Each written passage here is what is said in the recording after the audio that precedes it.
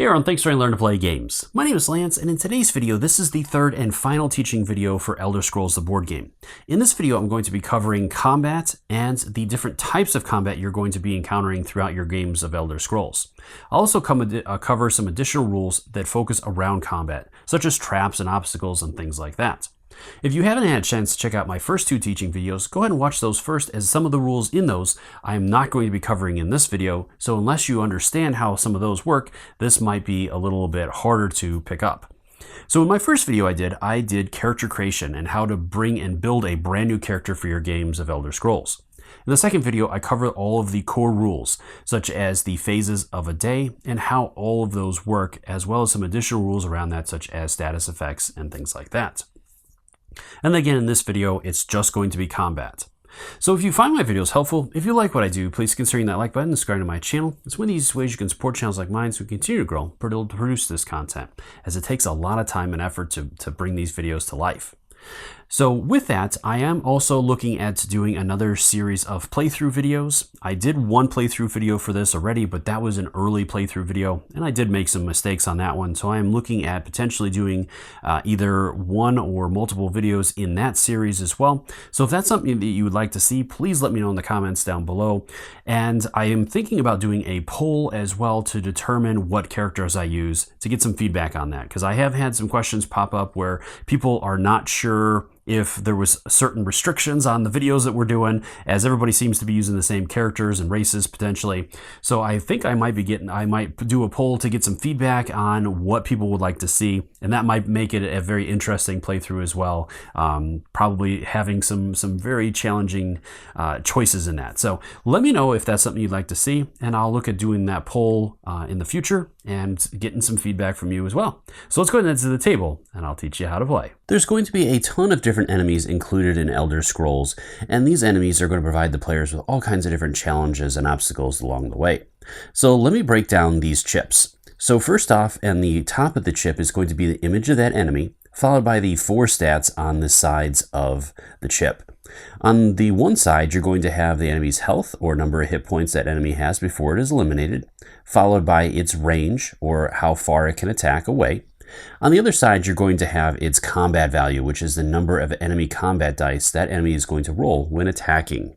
And underneath that is the enemy's defense. This is the amount of damage prevented each time an engage or ability deals damage to that enemy. From there, then, in the middle of the chip is going to be 3 different pieces of information. First, on the one side, you're going to have the type of enemy, and there are 3 different types of enemies. There's humanoids, beasts, and daedras. Then in the middle of the chip is the level of that enemy, and there are 4 different levels of enemies included in Elder Scrolls. You're going to have level 1 enemies, level 5 enemies, level 10 enemies, and level 20 enemies. In the middle here, I have a brown enemy, which is considered a quest unit, and these will have the white chips as well. And they work pretty much the same way. They're just specific to certain scenarios or different things that you're going to be going after.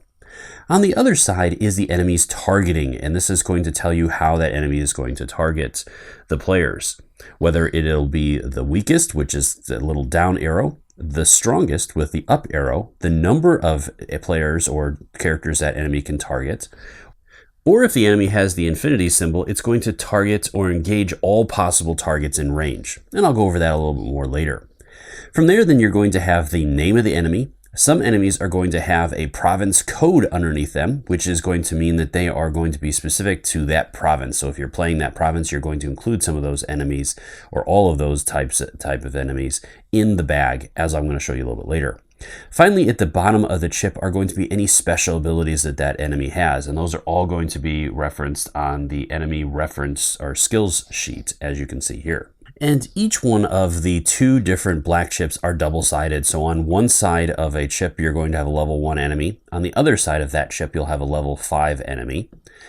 And with the other chip, you're going to have level 10 and level 20 enemies on each one of those sides. I want to go into a little bit more depth about the EP, or enemy pool, and how you generate that. So anytime you have to generate an enemy pool, you're going to consult your XP gauge and determine its value. So right now this one is at 7, and you're going to take that number and you're going to multiply it by the number of adventurers. So in my example, I am playing with 2 adventurers, so 2 times 7 is going to be 14. So my EP is going to be 14. From there, I'm going to draw the highest level enemy possible, and this will depend on the battle that you're playing, as when you play in delves, it is also going to be dependent upon the delve card you draw and the maximum level enemy that you're going to pull from that. But in this example, with 14, I'm going to start off by drawing a level 10 enemy. Once I have drawn that, and if I have more enemies to draw, then I will continue on, and this is going to be subtracted from my enemy pool. So 14 minus 10 is going to be 4, so I'll have 4 points remaining.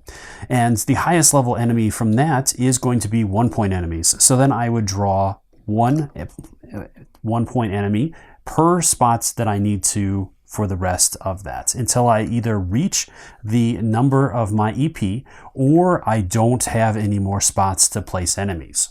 Before getting into the core rules for combat, I want to go over setup real quick, as there's a couple important things in setup that you're going to be handling, whether it is a clash, a delve, or a dungeon.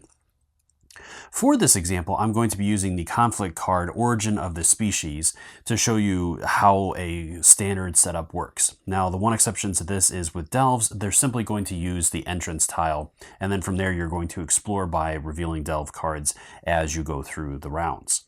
So with this one, as you can see on here, you are going to start off with the...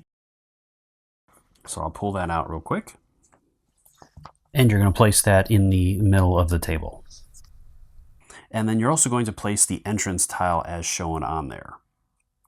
All right, so from there, then you're going to go ahead and place out any caches that are listed or any of the legendaries that are listed. So this particular encounter has 2 clashes, or 2 caches, sorry. And you're going to have 1 down in the corner here, and you'll have 1 all the way up in the top corner here. And both of those are just caches.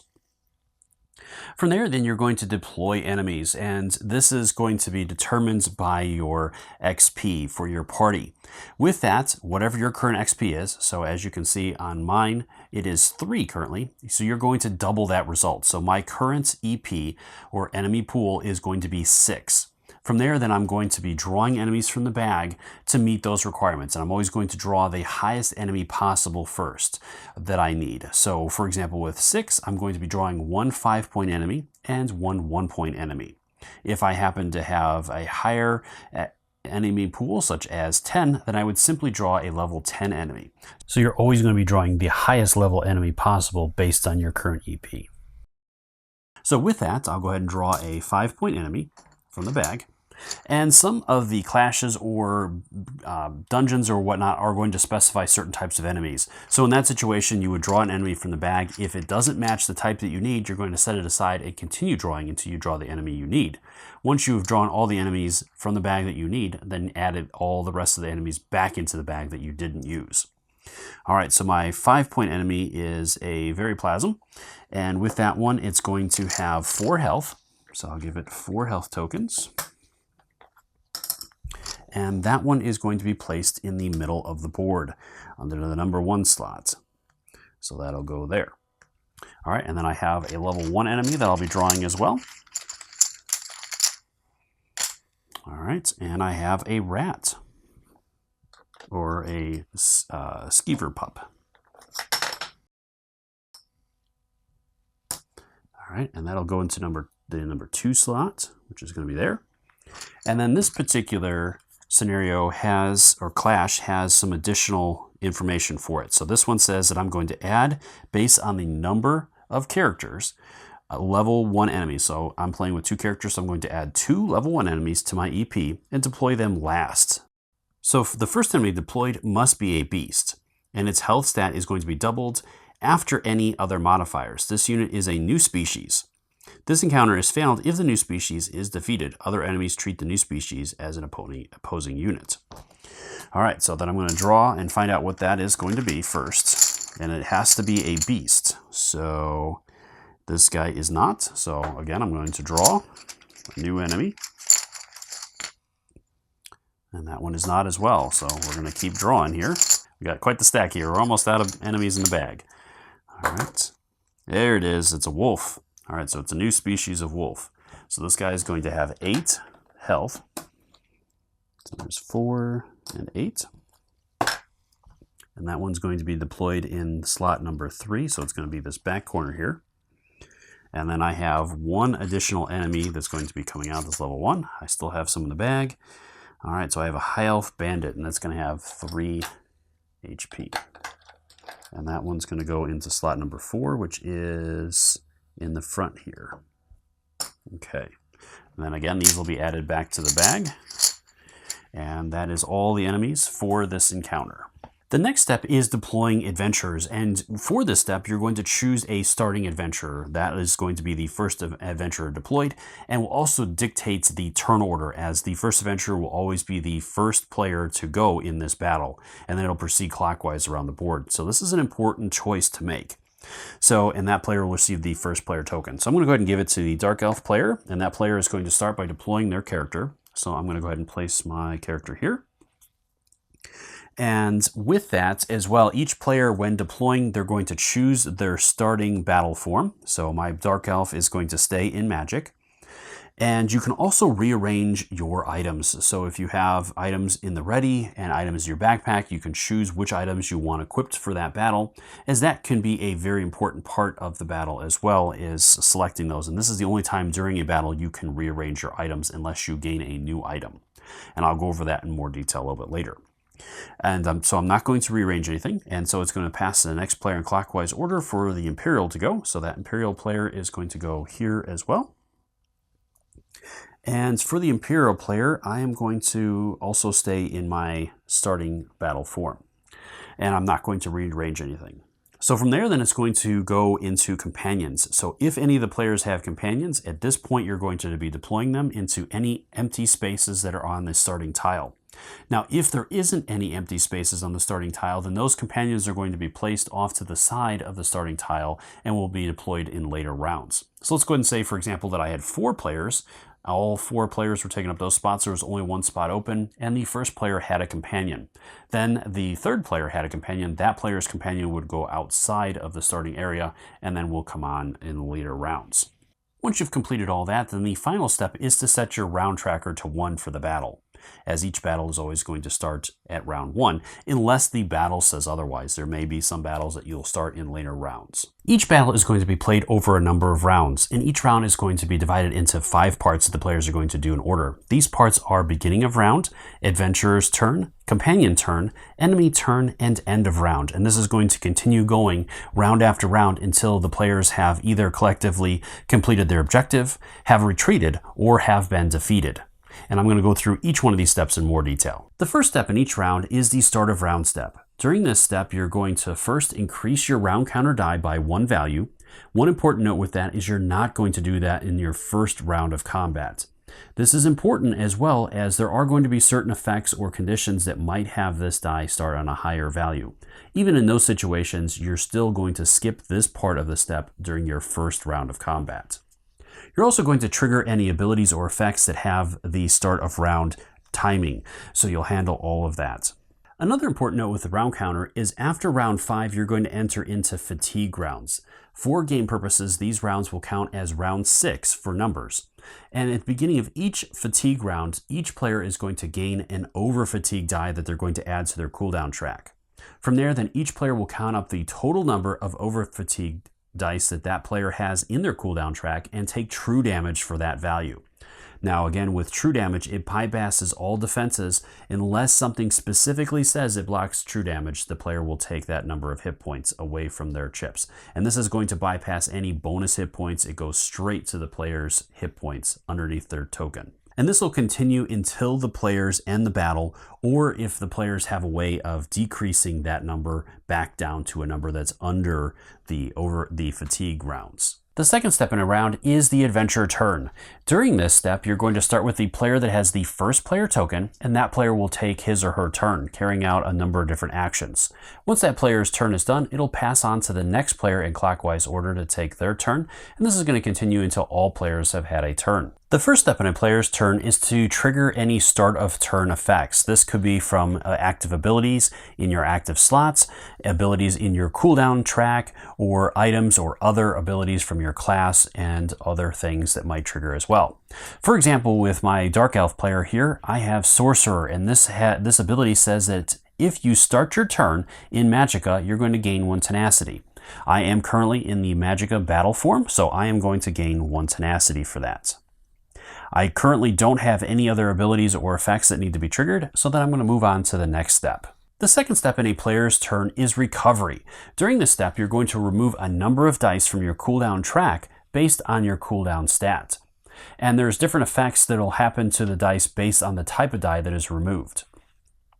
For this example, I've added a couple of dice to this player's cooldown track so that I can go over these effects. So with this player, during their recovery phase, that player gets to remove 2 dice from the cooldown track, and you're always going to remove the leftmost die on that track and then slide any remaining dice over. For status effect dice, they're simply going to be returned to the supply, and their effect will no longer affect that player. With any skill line dice, those are going to be added back to that player's area, placed in their slot on that player's board, and then that player is free to use them during the engage parts of that player's turn. With the light fatigue dice, those are going to be returned back to the supply and will not affect the player anymore.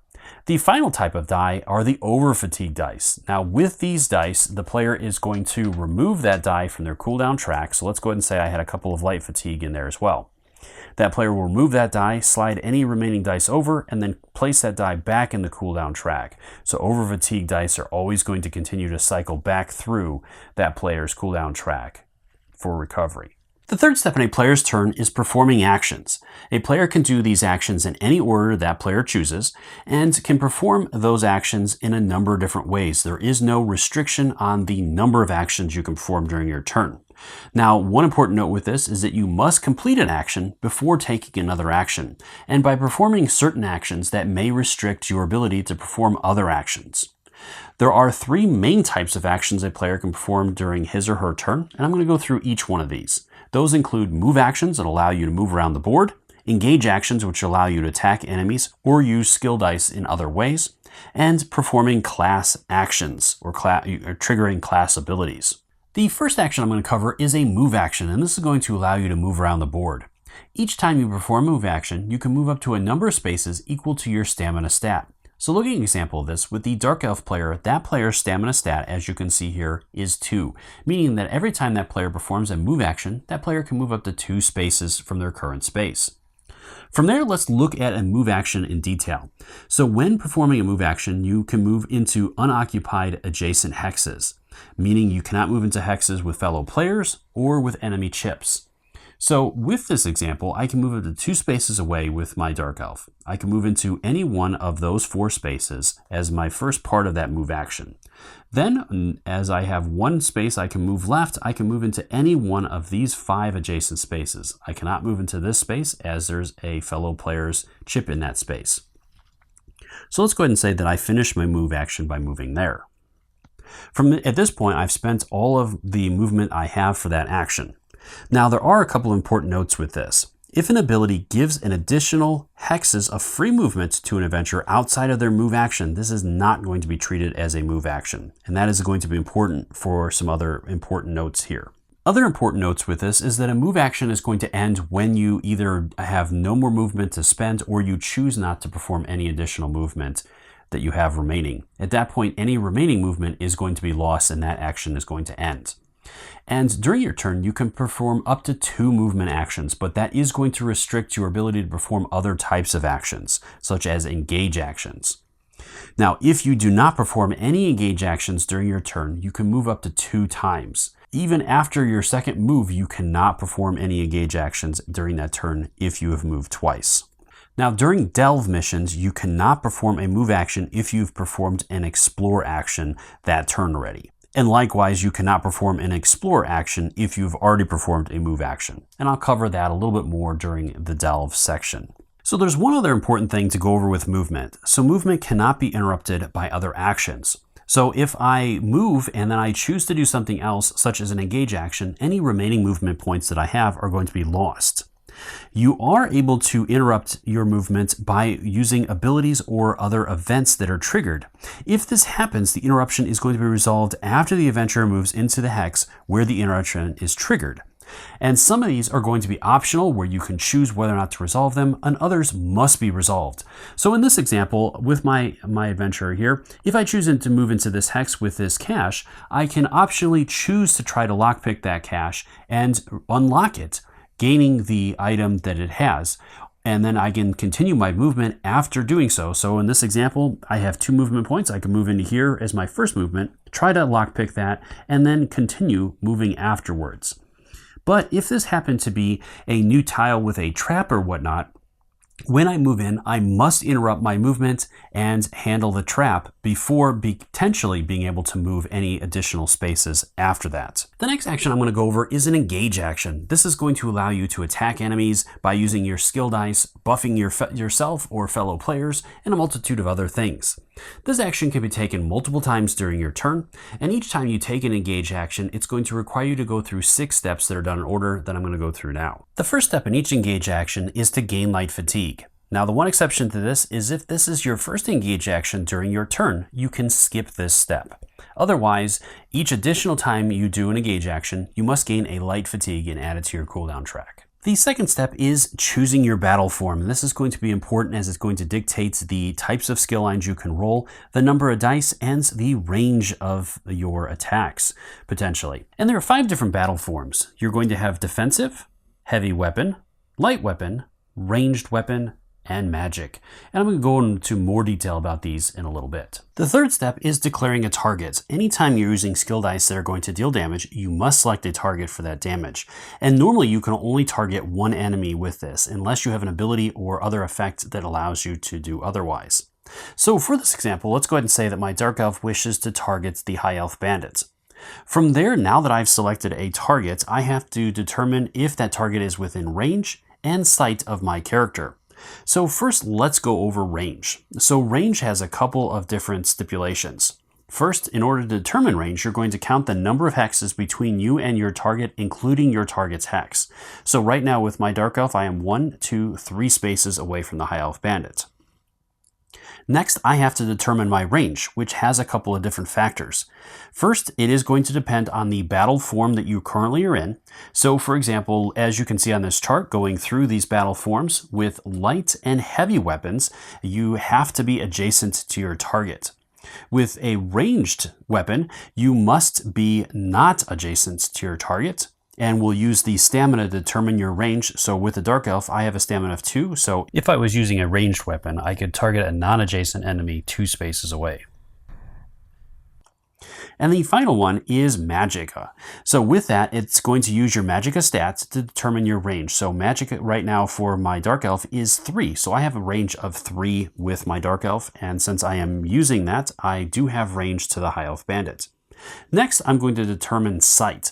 Now, you always have sight to all the spaces on your tile and any tile connected to your tile. So right now, my Dark Elf can see all of the spaces on the tile she's currently on and all of the enemies on this tile that's connected to her tile. So I do also have sight. The fourth step in this process is gathering and rolling dice. Now, there are going to be some limitations to the number of dice you can roll. Those are going to be based on your stamina and or your Magicka stats. From there, then the dice you can roll are further limited by the dice that are available in your attribute rows. That will not count dice that are in your active slots, your cooldown track, or drained dice that have been placed on your character image. This is also going to be further limited by the battle form you're currently in, as you can only roll dice that either match the battle form you're currently in or dice or skill lines that don't require a battle form. In order to determine that, you're going to look at the skill lines you have available. So I have the Destructive Staff, and as you can see with the Destructive Staff, it requires the Magicka battle form. With Combat, I can use that in a number of different battle forms. I just cannot use it in the Magicka battle form. So from there, if I have any skill lines that do not require a battle form, such as Acrobatics, you can actually use those dice even when in a Magicka battle form, and they're going to count against your stamina stat for determining the number of dice. So in this situation, since I am in Magicka, I can roll up to 3 Magicka dice based on my Magicka stat, and up to 2 dice from my stamina stat that do not have a battle form attached to them. I don't have any of those dice at this point, so all I can roll are the dice in my Magicka battle form, which are my destructive staff dice. So I can roll up to 3 of those dice if I have them, including other skill lines that happen to have the Magicka battle form requirement as well. So if I have other magic skill lines that can use that, I can roll those in conjunction with these. But right now, this is all I have, so I'm going to be able to roll those. I also can choose a weapon that I currently have in one of my readied slots that I would like to use for this engage.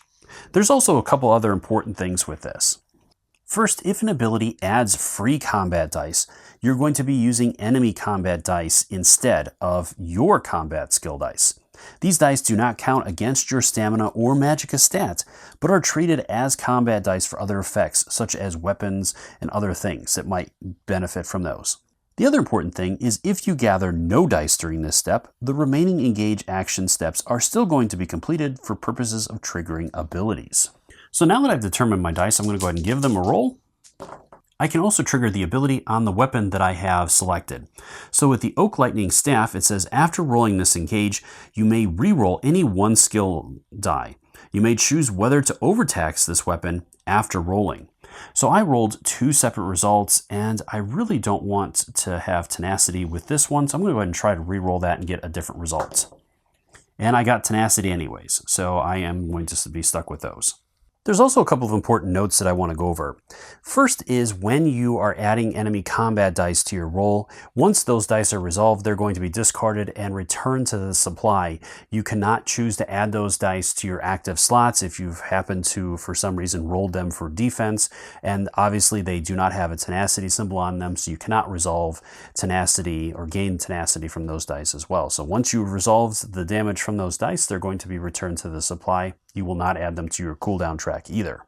Now you're going to resolve the results that you rolled. First, determine those results and what the effects of them are, and then you can resolve them in any order you choose. Or you can also choose not to resolve dice. If you have a certain symbol that came up that you are not going to be able to benefit from or do not want to trigger based on an enemy's ability or whatnot, you can choose not to resolve that result, and that die is simply going to be added to your cooldown track.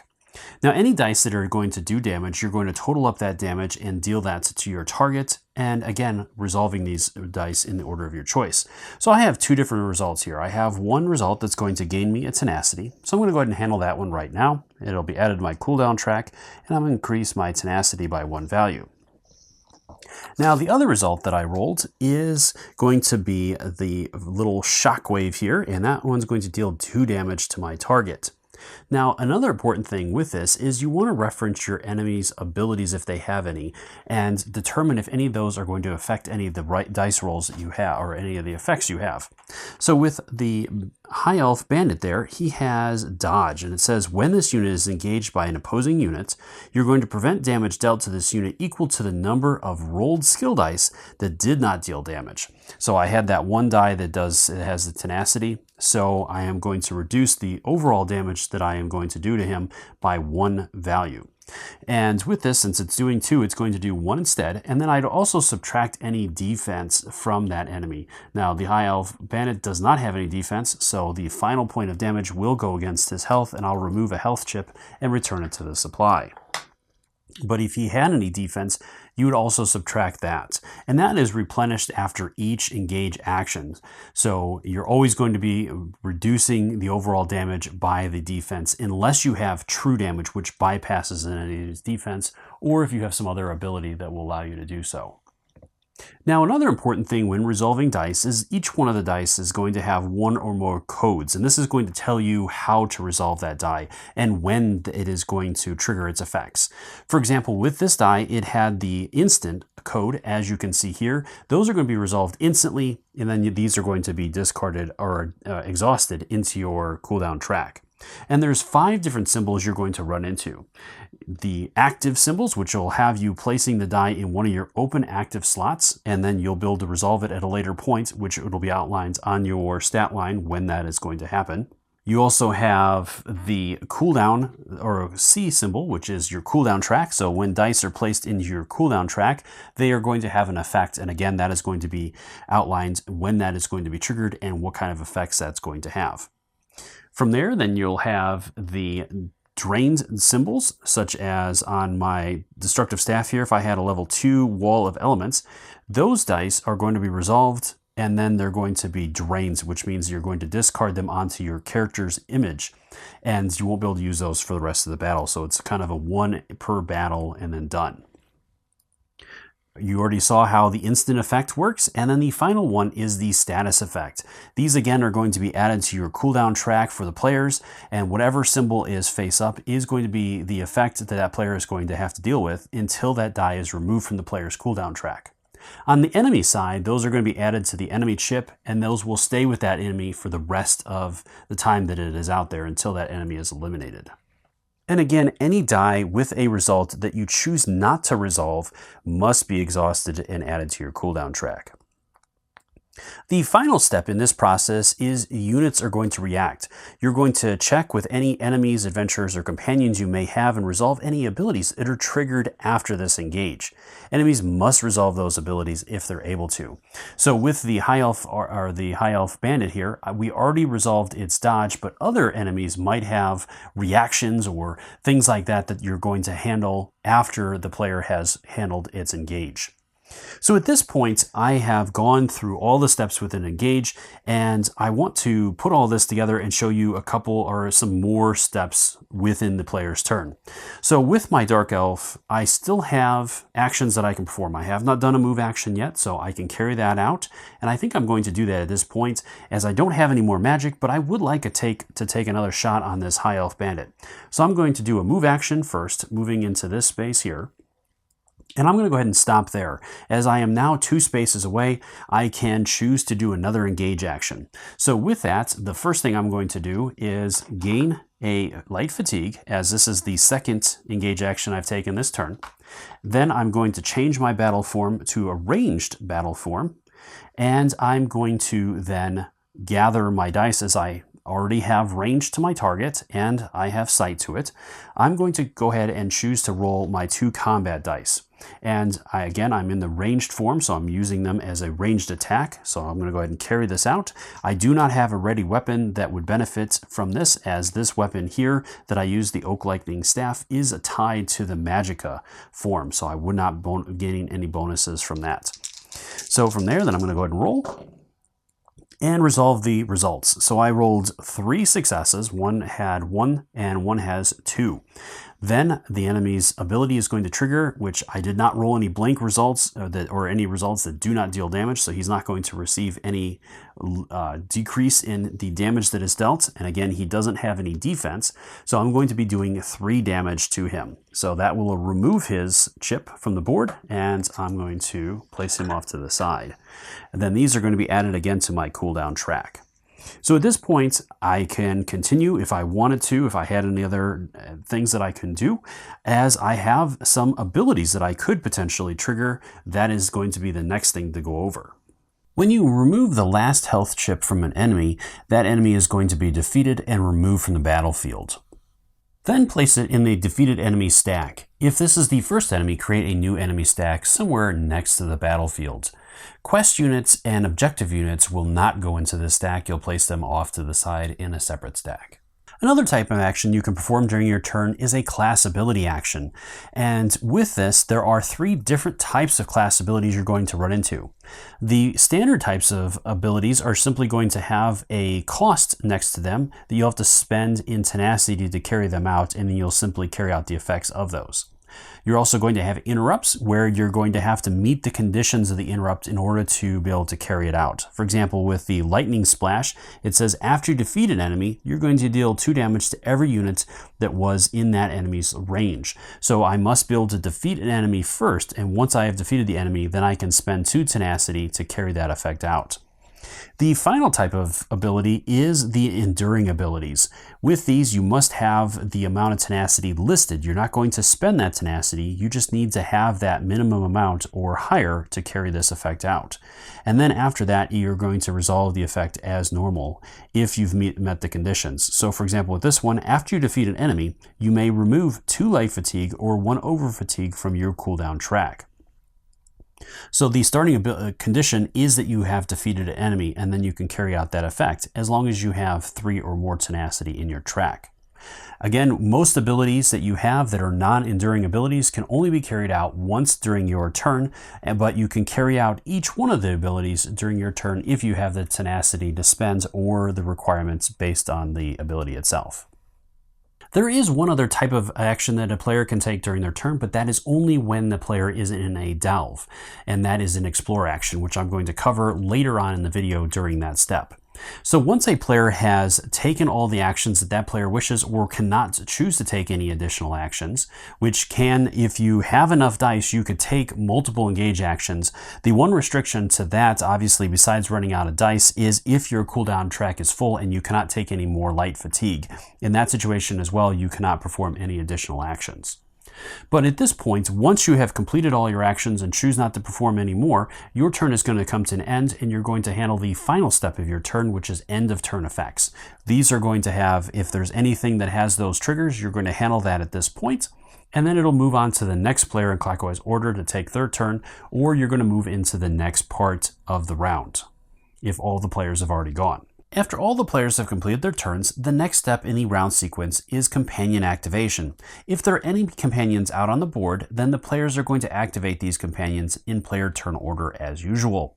Each companion, when activated, is going to follow a simple sequence of steps that they're going to handle. The first step in this is the start of turn step, where you're going to handle any status effect dice that are on that companion or ability dice, or any abilities that that companion has that have this triggering effect. From there, then you're going to be able to move that companion, and this is going to be dictated by the player that controls that companion.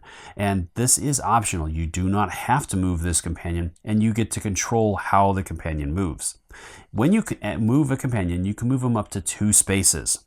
So for example, with the spider here, and with companions, they can have both the white bordered chips or black bordered enemy chips. So enemies can end up being companions under certain circumstances, or if you found an equipment or item or something else that gives you that companion. That will be a companion of yours until it is eliminated. So with a move action that a companion can take, you can move it up to 2 spaces. And with this spider, it does have the ability to target up to 2 enemies.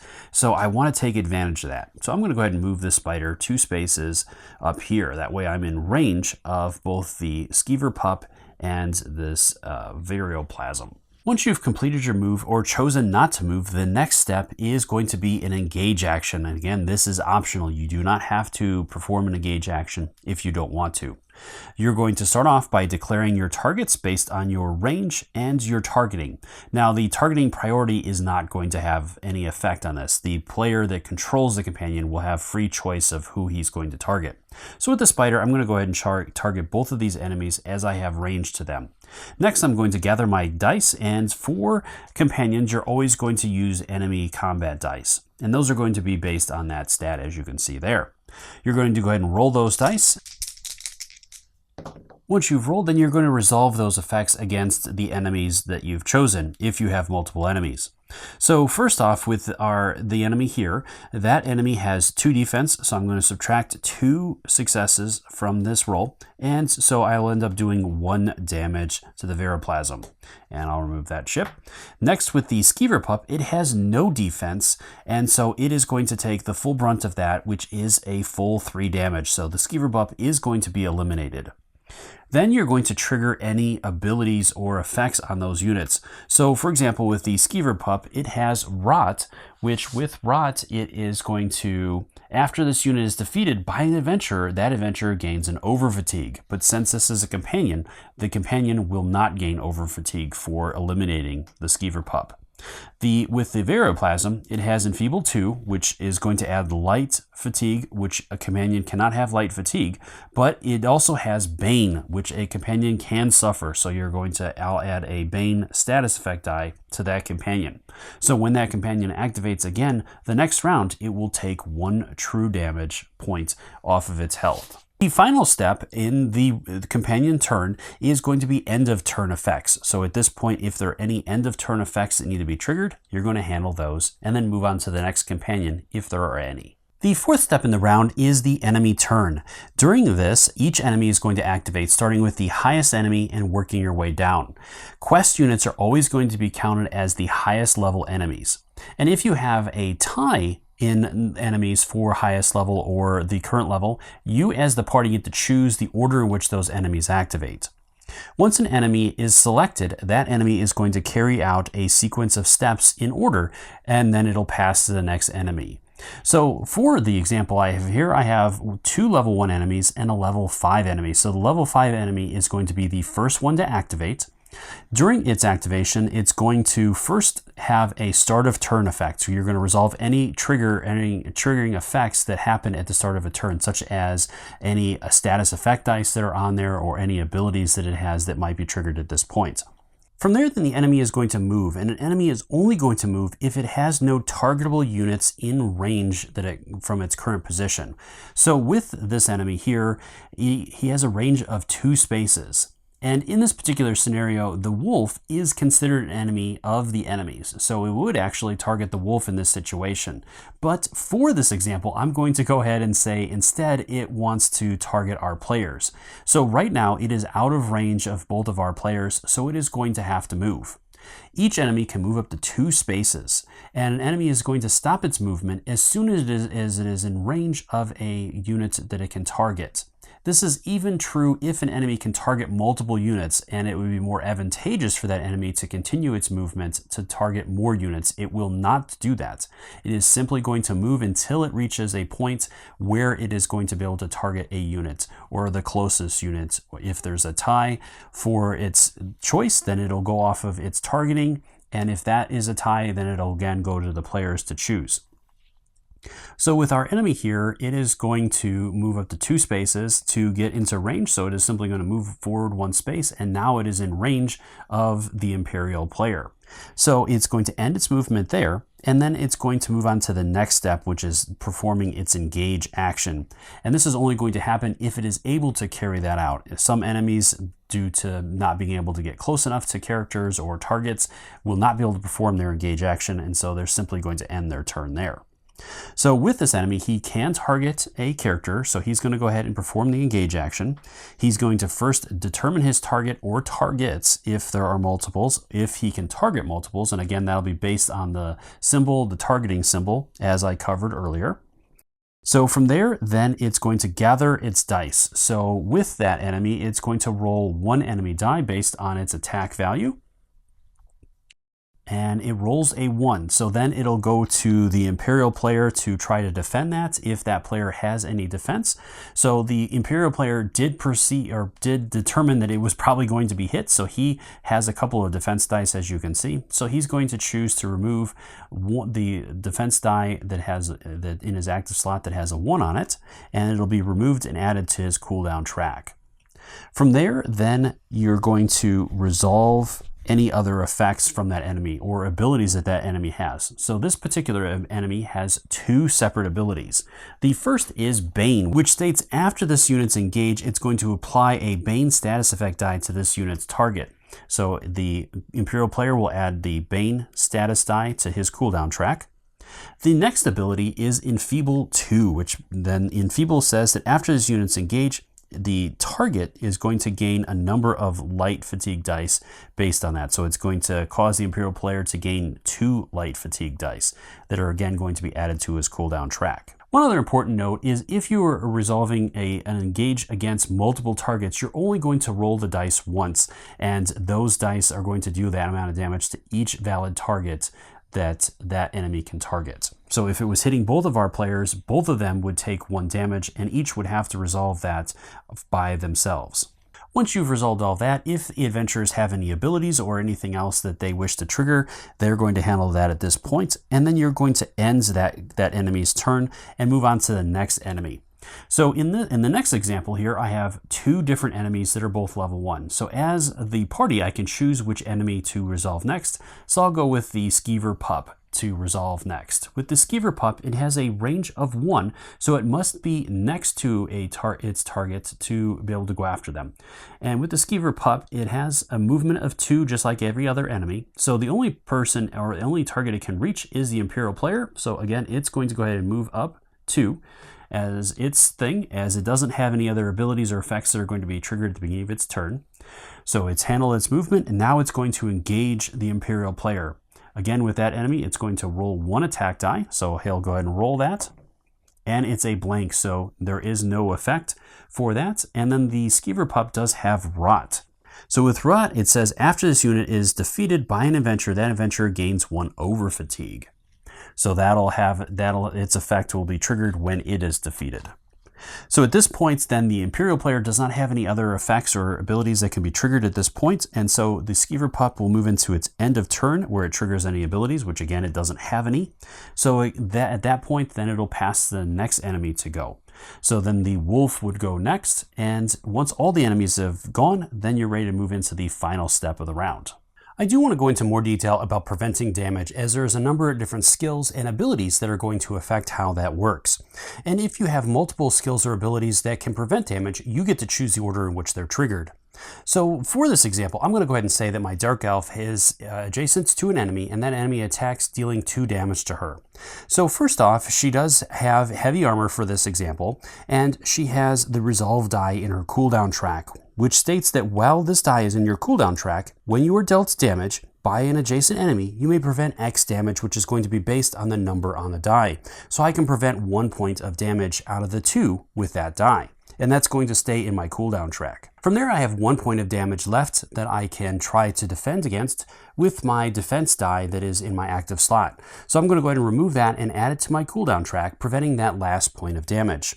Now, there are a couple important notes with this. Damage that is prevented was still dealt, but it cannot trigger abilities that require damage to be taken. And abilities that prevent damage can only be triggered when in battle unless the text specifically says otherwise. So if you were dealt damage by some sort of peaceful event or something else, you normally cannot use dice that are in your different slots for those purposes unless they specifically say otherwise. When an adventurer loses their last health chip, that adventurer is defeated and removed from the battlefield. Then you're going to place their chip on their race sheet. Any dice in the adventurer's cooldown track are going to be removed, exhausted, and placed in the adventurer's cooldown track. Any dice in the cooldown track are going to remain there. While defeated, an adventurer cannot take turns or gain fatigue or over fatigue, including during fatigue rounds. Any item cards that adventurer has are going to stay in their current positions. In battle, a defeated adventurer can be affected only by friendly abilities that specifically apply to a defeated adventurer. When that adventurer's HP is raised above 0, they are revived and no longer defeated. If this happens in battle, the revived adventurer is deployed to an unoccupied hex described by the ability that revive them, which is the end of round. During this step, you're going to again trigger any effects that have this timing, and then you're also going to check the conditions for the battle that you're in to determine if you have completed it or not and need to move into the next round. Each battle is going to have different conditions that you need to meet, most of them just eliminating all of the enemies. But for example, with this encounter, I need to be able to make it to round 5 and have one of my characters still alive and the new specimen and eliminating all the other enemies. If I can accomplish that, then I have completed this encounter and I can move on to the next phase. If not, then you're going to start the next round of battle. And this is going to continue going until you meet the requirements for that battle. As you can see here, there's a number of different requirements, and I'll go over these a little bit more later in the video. At this point, you also have the option of retreating, and this can be a good option if you feel like there's no way you're going to be able to win this battle and you just want to save some time, or potentially saving your adventurers from going down or losing other resources. You can choose to do this. Now keep in mind that this is going to be considered a failed encounter, and so you're going to move right into the reward phase and you will not gain any rewards from this battle unless it is stated otherwise. For example, in certain delves, when you're collecting sky shards, there are certain ones where once you've collected all the sky shards, you must retreat in order to complete that delve. And in that situation, you will gain the rewards listed for the different sky shards and all that, but those are going to be outlined specifically in those encounters. A battle is normally going to end in one of three ways, and this may vary depending upon what scenario you're playing. But the three most common ways are: first, if you have met the objectives for your battle. For example, with my battle, if I'm able to make it to round 5 or later, and I have defeated all the enemies and kept the specimen alive with one of my adventurers, then I have completed my objective and will succeed in that battle. Another way is if the adventurers choose to retreat from the battle. And the final way is if all of the adventurers are defeated. In any one of those three situations, the battle will come to an end and you're going to move on to the reward step. From there, you're going to handle battlefield cleanup. First off, with the adventurers, each adventurer, if you have any bonus HP on your race sheet or any HP that exceeds your current stat, you're going to go ahead and remove any of that and add it back to the supply. Then each player can gather up their adventurer chip and any HP that is currently on their adventurer and add it back to their race sheet. From there, then, each adventurer, if you have any dice in your active slots, you're going to remove and exhaust those, adding them to your cooldown track. Any drained dice on your adventurer's race sheet is going to be added back to its appropriate slot on your board. Any dice in your cooldown track will also stay in its current position. From there, any cash chips that are still on the battlefield or any that you've placed off to the side can be returned to the supply, and any enemy tokens that you have can be returned to their appropriate bags and all the HP is placed back in the supply. Then you're going to disassemble the battlefield mats and place those back in their supply areas.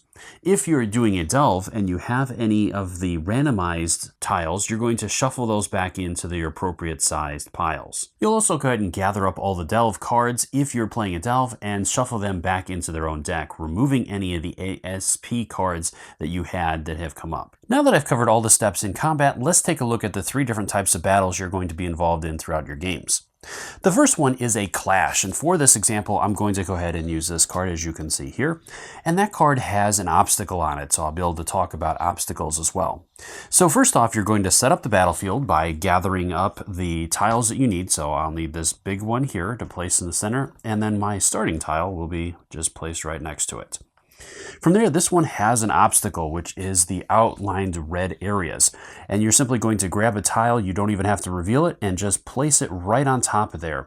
And with obstacles, unless they have special rules, which certain obstacles will, normally all they're going to do is block movement. So you can see past them or over them, you just cannot move through them. And this is going to apply to both you and the enemies. From there, then you're going to be placing out the different caches. And so this one has one cache and it has one legendary cache. So I'll place that one over here.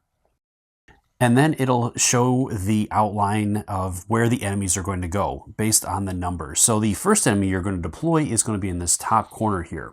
And the enemies, you're going to generate that by the enemy pool, as I explained earlier. And you'll simply be placing those enemies out. Now, if you need to generate more enemies than there are numbers, then you simply will not handle that. So let's say that there was only numbers 1 to 4 on here, and I had to deploy 5 enemies. I would only deploy the first 4 enemies, and again, it's going to be based on your EP. So you'll deploy the highest enemy first, working your way down through your EP. Likewise, if you have less than 8 enemies, as most of these are going to have numbers 1 to 8 on them. So if you only had to deploy 1 or 2 enemies, say you had, let's go with 10 points. You would only deploy 1 10-point enemy, and that would be it. That would be your entire encounter for that. From there, everything else works exactly the same way. And then each one of the different clashes is going to outline what the win conditions or objectives for the battle is. Next are delves, and with delves you are exploring an uncharted area. For setup with delves, it's very straightforward and easy. You're just going to place your starting tile in one area, keeping a vast area open for you to explore. Then you're going to place out your different adventurers, and that is it. You won't place out any enemies at this time or caches or anything. That is all you'll have to handle for setup, and then you're ready to move into the delve itself. During a delve, you're going to be exploring this battle mat, adding new tiles to this location to discover what it holds. And there are two different ways you're going to accomplish this: exploration and the explore action, which is a brand new action that is introduced in delves that can only be done during a delve. And I'm going to go into more detail about each one of these actions. But before doing that, there is a couple of important things that we need to cover. First, I have to go over the tiles themselves. So starting with the starting tile, you're going to have on the tiles, you're going to have these connection icons, as you can see here. And on the starting tile, both of the hexes are going to have one connection symbol that is going to straddle them. That meaning when you connect another tile to it, you must line it up so that that tile touches both of the hexes that have the connection symbol on them with a connection symbol on the other tile. And there's a number of different ways to manipulate that, which I'm going to go into more detail about that later in this part of the video. A hex with a connection icon is an explorable hex if the following conditions are true. And there are three different conditions that all must be true in order for a connection hex to be considered explorable. So before covering those conditions, I do want to talk about what an explorable or a explored connection hex is. So any connection hex that is connected to another connection hex from another tile is considered explored. So all three of these hexes are already considered explored. This hex over here that has a connection icon on it is not considered explored yet, even though it is adjacent to another connection hex, as that is also all part of the same tile. From there, let's talk about the three conditions that must be met. So the first one is that it is an edge tile, which means that at least one of its edges is open. It is not covered or connected to another tile's hexes. From there, it is also not a explored connection hex already.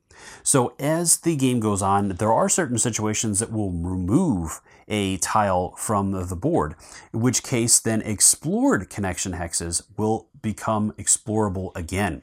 So as in my earlier example, all three of these connection hexes are considered explored already as they are connected. If this tile gets removed, then these two connection hexes will now be considered explorable again, as they do not share a space or are not connected to another connection hex. And the final condition is that not all of these sky shards have been revealed yet. As you reveal delve cards, some of them are going to have sky shard icons on the top of the card. And most delves are going to require a maximum of 3 sky shards to be revealed before the delve is considered to be fully explored. Now, there are certain cards that are worth multiple sky shards, so it is possible to have a delve where you have 4 sky shards out there. Either way, that delve is considered fully explored, and so you will not be able to explore any additional tiles, even if there are explorable hexes still available. And a hex is explorable whether it is occupied or not. Getting back to the two different options for exploring a delve. So the first one is an exploration, and an exploration is not an action. An exploration can happen when you start your turn in, are placed on, or move onto an explorable hex. If you're moving onto an explorable hex as a move action, this is going to interrupt your move action. You'll carry out the exploration, and then you can continue your move action if you choose. This cannot be done by companions. So from there, with an exploration, I am not going to go over all of the different details for that. I'm going to just cover the basics, and then I'll go into more detail during the explore action option.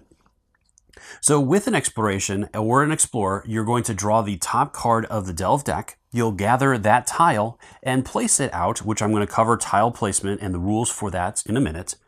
And then you're going to handle any reveal effects on that card.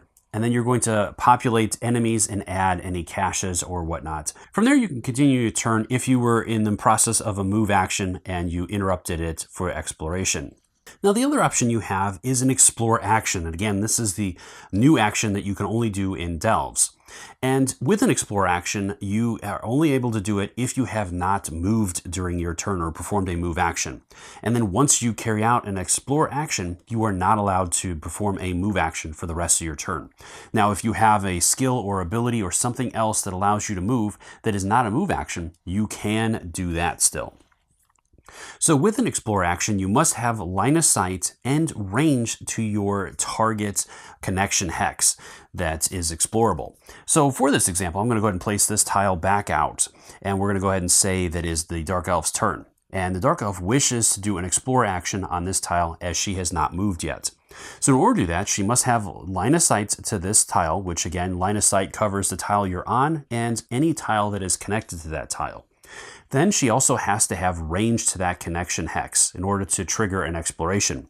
Her range is going to be based on her stamina stat. So currently her stamina is 2, which means that she does have the distance needed to do an exploration or to explore action on this connection hex that is explorable.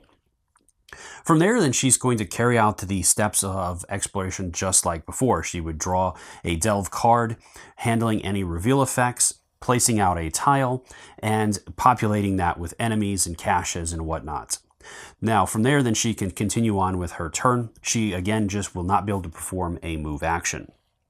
Now that I've covered both of the different options, I want to go into greater detail about exploration, which can be triggered either by the exploration or by the explore action. So with an exploration, you're going to draw the top card of the delve deck and reveal it, and then you're going to handle any effects that are when reveal on that card. With the armored guards, there are no reveal effects, so I don't have to worry about that. Next, you're going to gather the tile that it shows and reveal it. So I have this tile here, and you're going to connect that tile to the tile that you're exploring or the connection hex you're exploring from.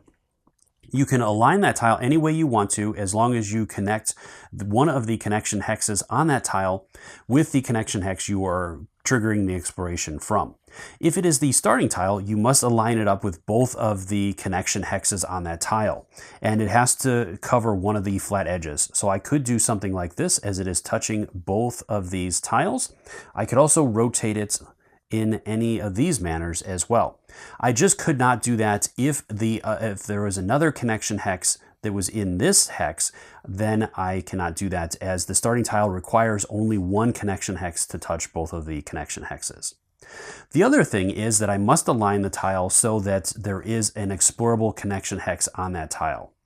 So if this tile, these are both explorable connection hexes, so I can place it like this, or again, I could place it up in this direction if I wanted to, as it meets those requirements. So I'm going to go ahead and choose to place it like that.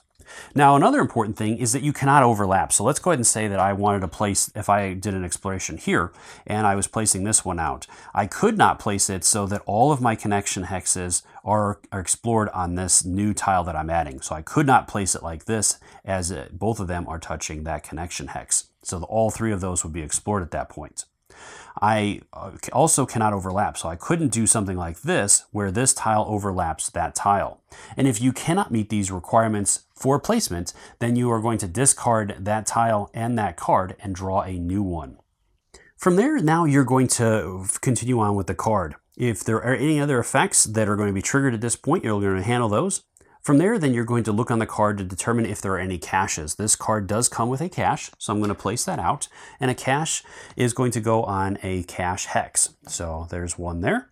From there, then I'm going to be populating this tile with enemies. So I'm going to look at the challenge scale based on the number of players. So as you can see here, with 2 players, as I have 2 adventurers, I'm going to potentially be placing out 2 5-point enemies and a 1-point enemy. So there are some stipulations to this that all have to be met. First off, you're going to be doing this based on your EP. So my EP currently is 3, and as I have 2 adventures, my EP pool is going to be 6. So that is going to also determine the types and amounts of enemies I'm going to put out based on that challenge scale. So as the first enemy is a 5-point enemy, I can choose to do that, or I can do that, so I have to do it. So I'm going to draw a 5-point enemy, and I have this guy here, and I'm going to add his health. And he is going to go in one of the enemy spots that is furthest away from the adventurers. So he'll go into this spot here. Then I'm going to continue on. So the next enemy that I must place is a 5-point enemy. And since I already placed a 5-point enemy, that is going to be subtracted from my enemy pool. So now I only have 1 point left in my enemy pool. And the next enemy to be placed out is a 5-point enemy that I cannot meet. So I'm going to be, instead of placing a 5-point enemy out, I'm going to be placing the highest possible enemy for my EP, which is only 1 point, as I only have 1 point left. So now I have a high elf bandit. So he's going to come out and he'll go into the next space that is furthest from the players. Then the final enemy is a 1-point enemy. I don't have any EP left in my EP pool, so I cannot place that out. I also do not have a spot on the hex to place out that enemy. So even if I had more points in my EP pool to meet that requirement, there aren't any more slots to place that enemy. So in either one of those situations, I simply will not place that enemy, and that is it. Likewise, if I only had 4 points, the first enemy to be placed would not be a 5-point enemy, it would be a 1-point enemy, and then I would continue on like before. From there, then, if there are any effects on the card that are going to be triggered at later points, you're going to place that card out next to that tile. As this is a sky shard, it is going to have an effect when an adventurer moves on to that tile. And that is going to be based on the number of sky shards you have. So since this is the first sky shard that has been revealed, when an adventurer moves on here, it's going to add 2 hit points or health points to each enemy occupying this tile. And this may exceed their health stats. So if one of my adventurers moves on there at this point, each one of the enemies is going to add 2 additional hit points to it underneath its chip. The other important thing to note is when an adventurer moves on to a tile that has a sky shard, that adventurer is going to immediately gain that sky shard and add it to their area. And then you're again going to carry out any effects that are listed on that card as well. One other important note is after a tile is placed, it is now considered connected to each other tile in which it shares an adjacent hex, regardless of whether these hexes have connection icons. So let me show you an example of this. Let's go ahead and say later in the game I placed this tile here, and then the next tile I placed is going to be this tile here. So once this tile is connected, now it is connected to each adjacent hex, even if there are hexes that do not have the connection icon. So with this one, I am connected to this hex here, even though this hex does not have a connection hex. So I could pass through on that end over there. The final type of battle you're going to run into are dungeons, and these are going to be normally attached to your main quest and are going to be found in the Gazetter. With these, they basically work the same way as a Clash, they're just on a much bigger scale using a larger map. But other than that, they follow the same rules for that and sequence for setup, where you're going to generate your enemy pool based on your EP value, and then you're going to place those enemies out on the numbered spaces. The icons on the spaces don't mean anything for the dungeon. Everything is going to be laid out on the map as you can see here, and then there'll be special instructions and objectives that you're going to try to accomplish. From here, let's go over lockpicks. So throughout your different battles, you're going to run into caches, which are going to either represent common items or legendary items. And when you move on to one of these caches, you can choose to attempt to lockpick it and try to gain that item. When you move on to a cache or a legendary, you're going to draw the top card of the deck without revealing it, and this is going to give you your lockpick combination. The top number is always going to be the number of attempts that you're going to have or rerolls that you're going to get, and the bottom numbers are the numbers you must lock in order to unlock that item. And on the legendary items, you're also going to have the number with the little teeth around it, which are key digits. And I'm going to cover how to handle those in a minute. So in order to handle this, let's go ahead and cover this sequence. So first off, you're going to gather your 3 lockpick dice, and during your first attempt, you must roll all 3 of these dice to start off with. So let's go ahead and say that I moved on to this cache here, and I'm trying to unlock that common item. So I need a 4, a 6, and a 2. All right, so from here, then I can choose to set any of these dice aside if I want to. So for example, with this one, I have a 2. I also have a 6, so I'm over halfway there, and I have a 3, so I'm 1 digit off. Now, once you have rolled, you can choose to gain fatigue to increase or decrease the value by 1 digit, and that's per fatigue that you take. So you can take multiple fatigues to change a die multiple times, or at this point, I can choose to hold on to those dice and I still have 2 additional reroll attempts, so I could try to roll this die a couple more times, hoping for that 4. So let's go ahead and see if I can get it. So that's 1, and the last one is a 4, so it worked out in my favor.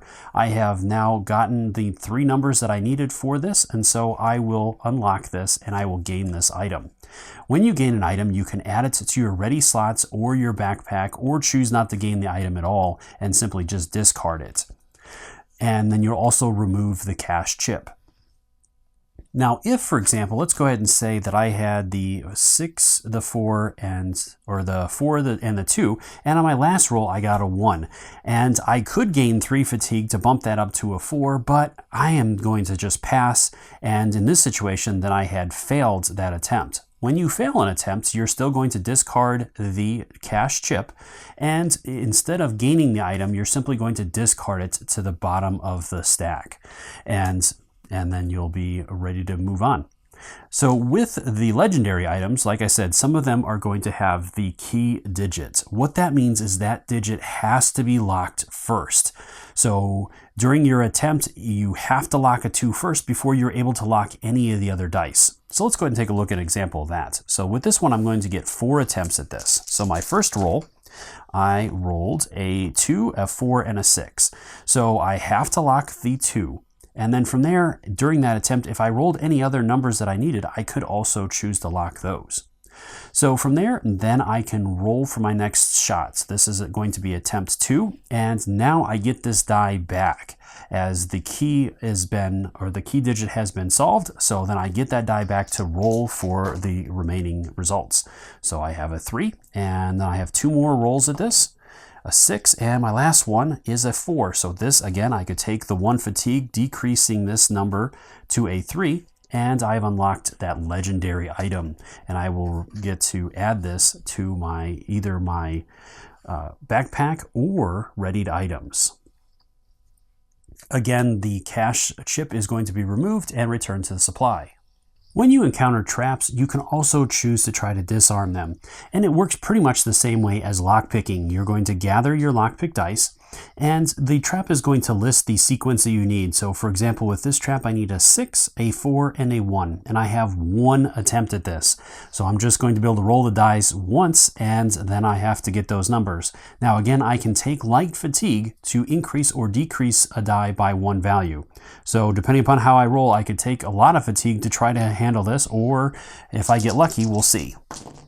All right, so I've got a 1, a 4, and a 3. So I needed a 6, a 4, and a 1. So I've got the 1, and I have the 4, and I could gain 3 fatigue to change this value to a 6. In that case, then I have been successful. And then this card is going to also tell you what happens. So it says, if unsuccessful, all units on this tile are defeated.